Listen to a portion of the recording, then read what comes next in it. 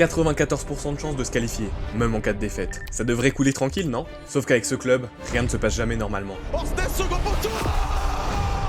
Mais sérieusement, comment c'est possible? Être capable de se saborder à ce point alors que tout est mis en place pour réussir. C'est hallucinant. Mais à Marseille, c'est malheureusement la routine. Cette défaite n'est que la suite logique de décennies d'échecs et d'effondrement mental. Et aujourd'hui, on revient sur les parcours honteux de l'OM en Ligue des Champions.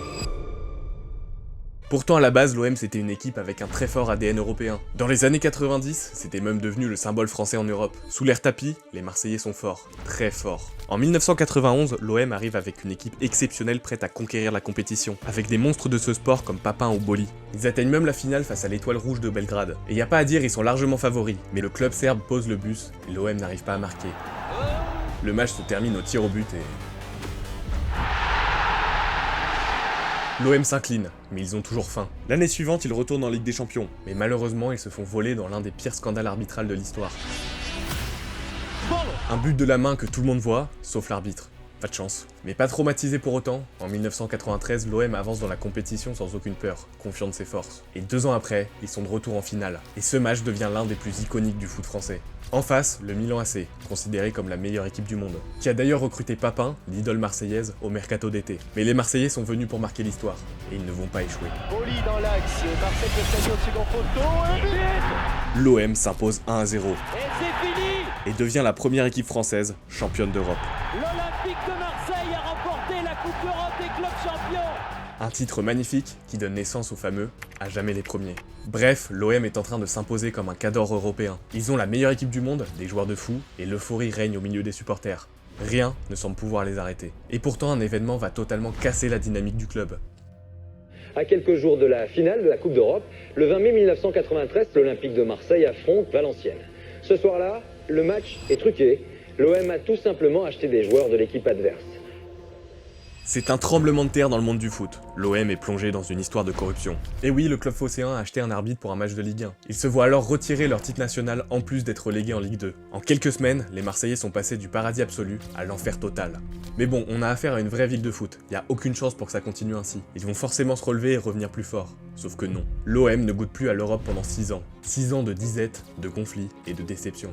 Mais en 1999, ils retrouvent enfin le chemin de la compétition ultime. Avec une seule volonté, laver la honte des années précédentes. Mais malheureusement, ils ne se qualifient même pas en phase éliminatoire. Mais bon, ils viennent juste de revenir, y a aucune chance pour que ça continue comme ça. Il faut juste être un peu patient, non? Sauf que, les 3 années suivantes, aucune qualification en vue. Mais en 2003, l'espoir renaît. L'OM finit 3ème de Ligue 1 et se qualifie enfin pour la plus grande des compétitions. Ils finissent 3ème de leur groupe de Ligue des Champions et sont reversés en Europa League, où ils y feront un parcours de fou, atteignant même la finale après avoir battu des équipes comme Liverpool ou Milan.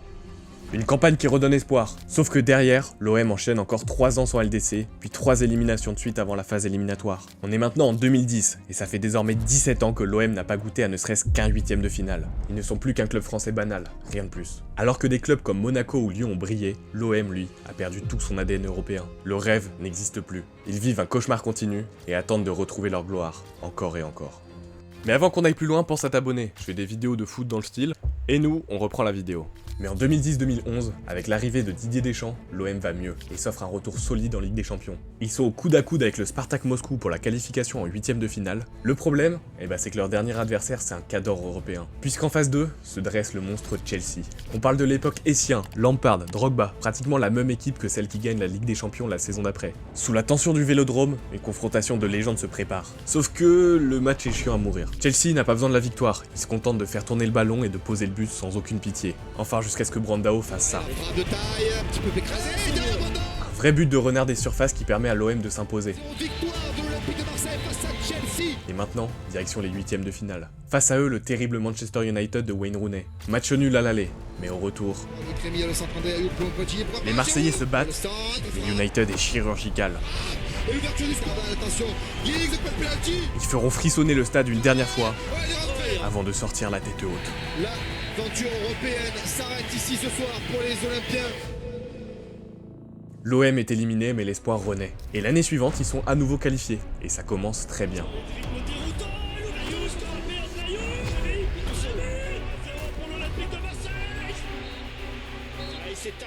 Le problème, c'est qu'ensuite, ça se complique.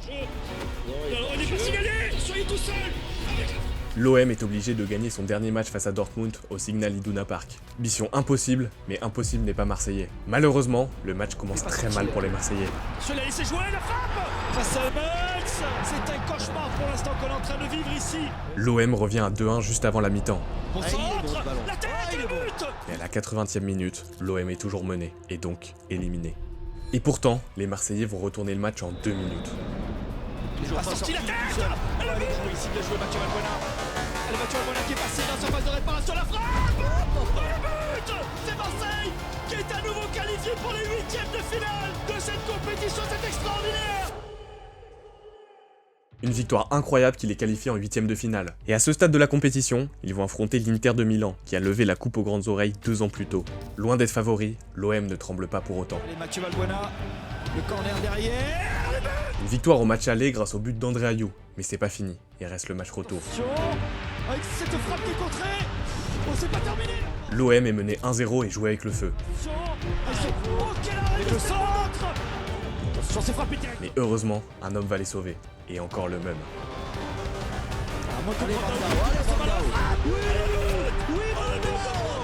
Un contrôle du dos qui offre la victoire, le genre de scénario qu'un supporter n'oublie jamais. L'OM est qualifié pour l'écart. Et au final, est-ce qu'on se serait pas trompé? Ok, ils ont eu une longue période d'échecs, mais ce genre d'exploit, c'est typique d'un club avec un gros ADN européen. Ils ne sont plus au sommet du monde, mais ils ont toujours cette petite étincelle qui leur permet de créer des moments légendaires. Bon, la suite c'est face au Bayern, donc forcément c'est un peu plus compliqué. Élimination nette et sans bavure, mais quart de finale ça reste très bien, surtout après les années qu'on vient de vivre. On pourrait croire que cette épopée leur donnerait confiance, que les problèmes du passé allaient disparaître. Mais malheureusement, vous commencez à connaître l'OM. La pire période de toute son histoire l'attend. Du monstre européen au challenger capable de battre n'importe qui, l'OM va maintenant devenir la risée de l'Europe.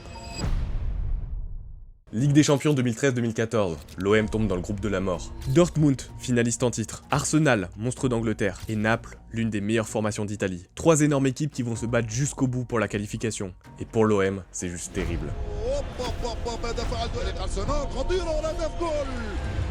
Mandato al bar Diawara, diagonale stretto, assist meraviglioso. What a beautiful goal. There's a Jack Wilshere for the second goal. 6 matchs, 6 défaites, 0 points. L'OM est juste ridicule. L'entièreté de la France se moque des Olympiens. Et cette campagne va créer un traumatisme chez les fans. Rien ne sera plus jamais comme avant. L'OM n'est plus qu'un petit club, incapable de regarder les gros dans les yeux.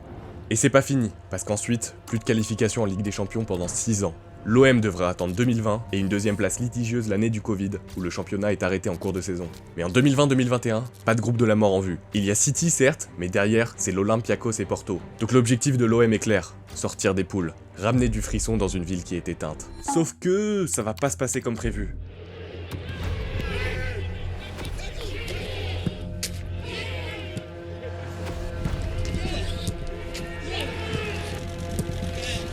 Vous ne rêvez pas, 4 défaites de suite. 1-0 contre l'Olympiakos, 3-0 contre City, puis 2-0 et 3-0 contre Porto. L'OM est pitoyable. Pire, ils battent le record de la honte. 13 défaites d'affilée en Ligue des Champions, à jamais les premiers.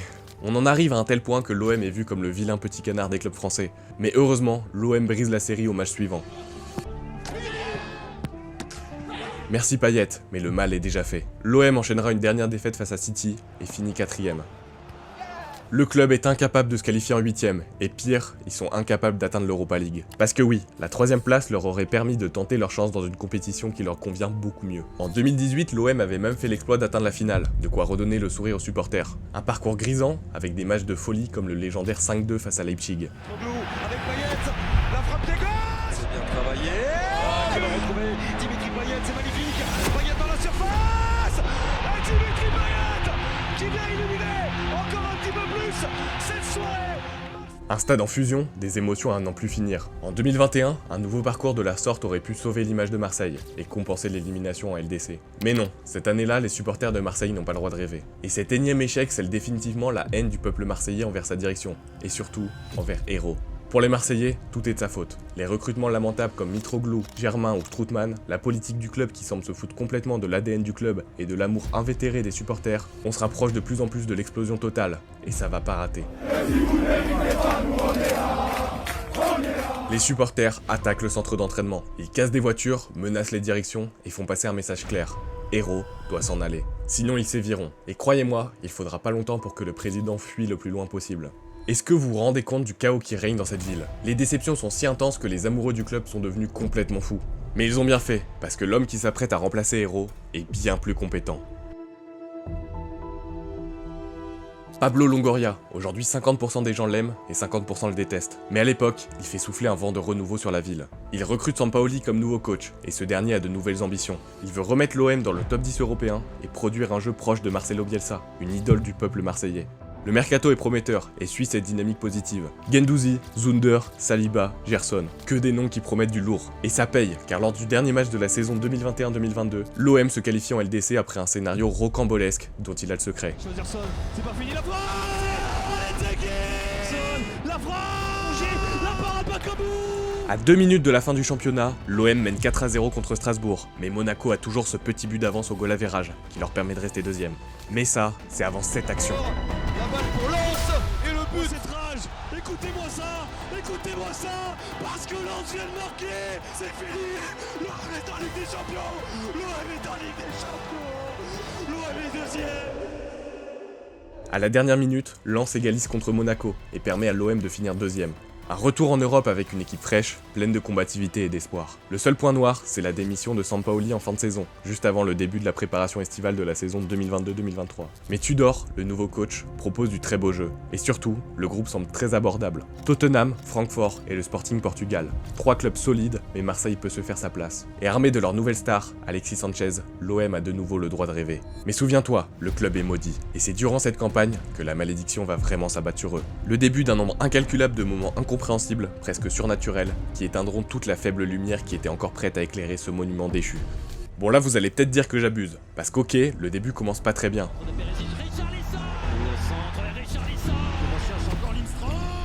C'est juste des défaites basiques, rien d'anormal, l'OM est peut-être juste trop faible. Mais attendez de voir la suite, parce que d'abord, le club connaît une belle éclaircie.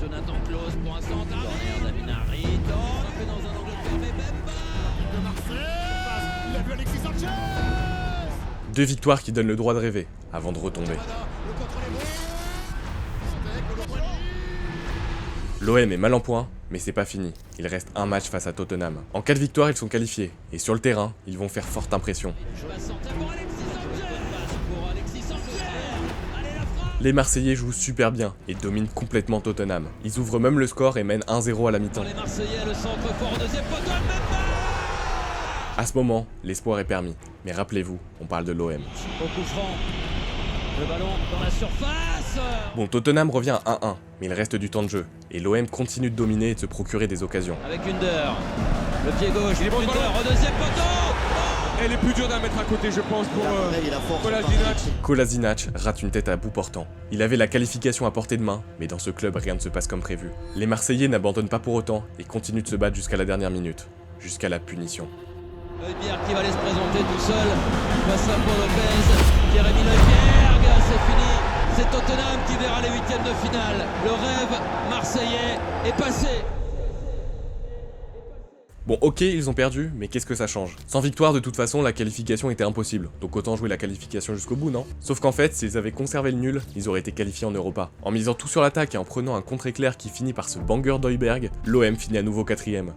Dans aucun monde ça aurait dû arriver, mais impossible n'est pas marseillais. Cette défaite, c'est pas juste un échec supplémentaire, c'est une nouvelle humiliation. En plus, l'OM finit 3ème de Ligue 1 cette saison-là, donc pour la Ligue des Champions, il faut passer par les barrages. Un barrage face au Panathinaikos. Et là, je suis à peu près sûr que la simple évocation du nom a rouvert la cicatrice chez les Marseillais qui me regardent. Et pour les autres, vous allez comprendre pourquoi. Mais avant, un peu de contexte. On attaque la saison 2023-2024 avec encore un mercato très animé. Avec l'arrivée de grosses recrues comme Klose, Ndiaye et surtout Aubameyang. Mais il y a aussi des cadres qui s'en vont, Sanchez et Under par exemple. Le nouveau coach, Marcelino, part à la guerre avec ses nouveaux hommes. Mais le match aller du barrage ne se passe pas très bien. Et oui, parce que Kondogbia se fait expulser. Et derrière...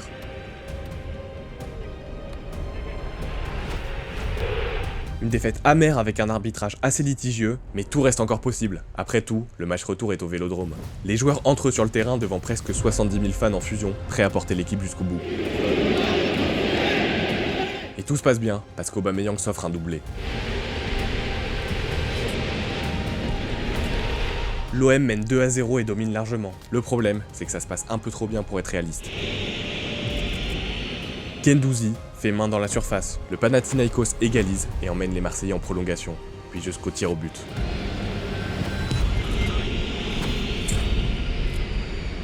l'OM a perdu, ils ne sont pas qualifiés. Et le pire dans tout ça, c'est qu'ils n'ont même pas mal joué. Ok, ils auraient pu mieux gérer l'aller, surtout quand en face c'est le Panathinaikos. Oh, ça y est, Mais dans ce match, les Phocéens subissent un vol arbitral absolument honteux. Déjà, un penalty évident sur Guendouzi n'est pas sifflé, et 3 minutes plus tard, penalty pour le Panathinaikos. Mais le plus dingue, c'est en prolongation. L'OM marque, mais le but est annulé pour rien. L'arbitre signale une position de hors-jeu pour un joueur qui ne fait absolument pas action de jeu. Encore pire, s'il est en mauvaise position, c'est parce que le défenseur l'a poussé. Donc une faute théorique du joueur de Panathinaikos crée un hors-jeu qui annule le but de Marseille. Les erreurs d'arbitrage, ça arrive tout le temps dans le foot. Mais 2 aussi grosses erreurs dans le match, c'est rare. Et évidemment, ça arrive au club maudit. Cette défaite amène un sentiment de négativité chez les fans, qui ont peur d'une nouvelle année de déception. Et ils avaient raison, la saison de l'OM est catastrophique. Ils finissent 8ème de Ligue 1, et ne se qualifient donc pour aucune compétition en Europe. Leur seul petit instant positif, c'était la campagne d'Europa League. Ils jouent bien, battant de bonnes équipes comme Villarreal ou le Benfica, et se qualifient en demi-finale.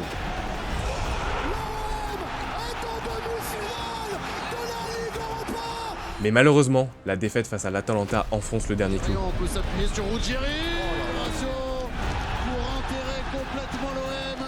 L'OM a dépensé des sommes astronomiques sur le marché des transferts. Ils n'auront pas le droit à l'argent de la Ligue des Champions l'an prochain, et ils sont ruinés. C'est probablement la fin d'un cycle, et le début d'un nouveau encore pire que le précédent. Mais souviens-toi, ce club ne fonctionne pas comme les autres.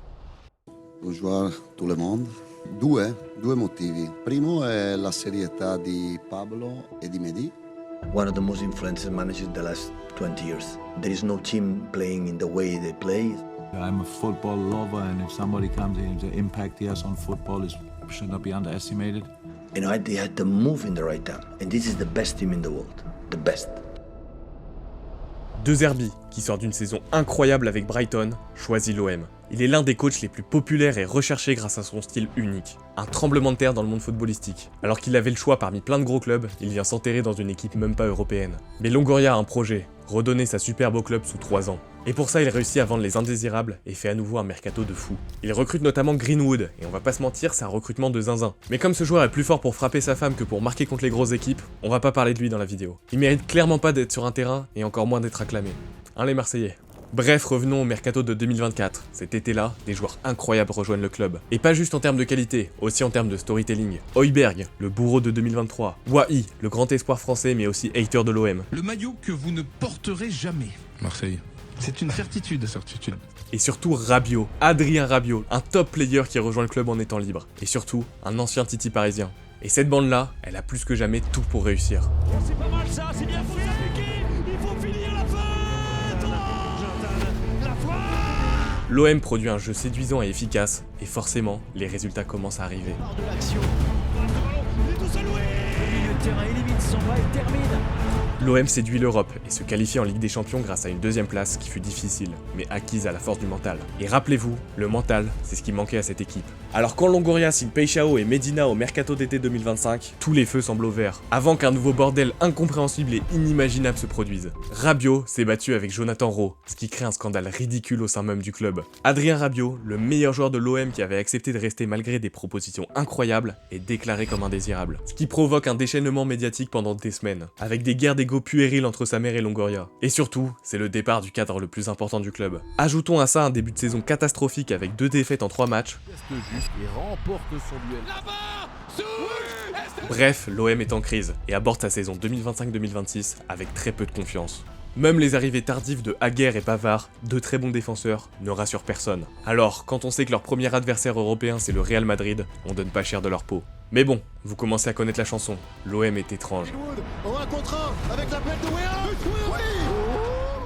Mbappé face à Rouli. Ils sortent étonnamment un match de très grande qualité. Ils sont dominés, mais résistent et ont même mené au score. À la 81e minute, ils sont toujours à égalité. Et il va se passer ça. La talonnade de Mbappé pour Vinicius. Et le tacle. Salvador à la surface de réparation, main sifflée. Encore une fracture, il va frapper ce penalty. Il s'incline sur un penalty qui fait débat dans toute l'Europe. Mais du coup, cette défaite a un goût d'espoir. Déjà, l'OM a tenu le choc face à une équipe largement supérieure à eux sur le papier. Surtout, la crise est derrière eux. Et ils vont pas mettre longtemps à confirmer cette tendance. Face à l'Ajax, l'OM domine d'entrée. Peixao ouvre le score et il double la mise. La frappe. Confirmant la domination totale de son équipe. Greenwood. Et sur une action collective incroyable, Il y a des possibilités, Aubameyang. l'OM achève l'Ajax. Il remporte le match 4-0 et envoie un message clair. Cette année, tout est différent. Pas de série de défaites, pas de peur, on est là pour tout casser. Et ça semble se confirmer dès le 3e match. Qui a contrôlé, qui va venir sur son pied droit. L'OM prend très vite l'avantage et domine le Sporting Portugal. À un point, on commence vraiment à se demander où siège réellement cette équipe. Mais malheureusement, le destin est toujours impitoyable. Ça commence avec un péno sifflé pour l'OM. Mais l'arbitre va checker la VAR. Penalty annulé. Le péno est annulé, mais c'est pas tout. Il va prendre un carton jaune. Ah, il a déjà un jaune, Emerson. Voilà, c'est la catastrophe. Il simule alors qu'il sait que la VAR existe et qu'il a déjà un carton jaune. La sentence est irrévocable, carton rouge. Emerson est exclu pour un deuxième carton jaune. C'est complètement incompréhensible qu'un joueur de son expérience fasse un truc aussi débile. Mais à l'OM, c'est malheureusement régulier. Et maintenant, les Phocéens doivent jouer une mi-temps entière à 10 contre 11. Et deux Herbis se trompent totalement dans les changements. C'est dur. Ouais, ça revient avec Pedro Salvec. Alisson Santos qui s'est mis sur son pied droit, la frappe. Oh, et l'OM cède à la 86e minute. L'OM s'incline, et pour le coup, celle-là elle est vraiment amère. Et d'un coup, tous les traumas reviennent, les 13 défaites d'affilée, les échecs qui ne s'arrêtent jamais, les faux espoirs, et le mental des joueurs en prend un coup. Face à l'Atalanta, il ne dégage aucune combativité, aucune envie, rien. Ça revient derrière. Mais malgré ça, coup du sort, l'Atalanta fait main dans la surface à la 88e. Oh, le ballon qui a été touché de la main. L'OM doit obtenir un penalty, le marquer et gagner le match. Sauf que non. Il n'a pas sifflé, ça joue, il faut défendre. L'arbitre ne siffle pas, et 20 secondes plus tard... Et qui revient sur son pied gauche, la frappe ensuite. Oh non. Oh, c'est trop cruel pour l'Olympique de Marseille. Oui, cette main-là n'a pas été sifflée. Les Marseillais arrêtent de jouer en attendant un penalty logique, et ils prennent un but de 30 mètres sur la contre-attaque. En dehors d'être un pur scandale arbitral, est-ce que vous vous rendez compte de la folie de prendre ce banger-là à ce moment du match ? Parce que dans le foot, parfois tu joues mal mais tu gagnes quand même. Sauf qu'à l'OM, ça n'existe pas. La malédiction est trop forte. Avec 3 défaites pour une malheureuse victoire, la qualification est en danger. Pour rappel, il suffit d'être dans les 24 premiers pour accéder au tour suivant. L'OM a 3 points et doit encore affronter Newcastle, l'Union Saint-Gilloise, Liverpool et le Club Bruges. Donc ça paraît très compliqué. Alors quand le match face à Newcastle commence comme ça... La déviation est bonne. Bah dans la tête du monde entier, c'est fini. Un nouvel échec, une nouvelle campagne ridicule, la poursuite de la malédiction. Mais contre toute attente... Il est sorti Nick Pope. Aubameyang qui doit trouver la cible. Aubameyang sonne la révolte, et il fait même mieux que ça. Qui déborde Livramento, le bon centre. Comme s'il était redevenu le tueur d'il y a 10 ans, Aubameyang permet à l'OM de battre Newcastle. Un vrai gros morceau de la compétition. Alors dans ce cycle éternel, l'espoir renaît, et renaît même plutôt bien. Parfaitement servi, Greenwood est lancé, Greenwood. La feinte, la passe, Mason Greenwood. L'OM enchaîne avec une nouvelle victoire, malgré quelques frayeurs en fin de match. Il va récupérer. Kyle qui frappe. David en duel avec Rolly. David au centre. David et Rolly.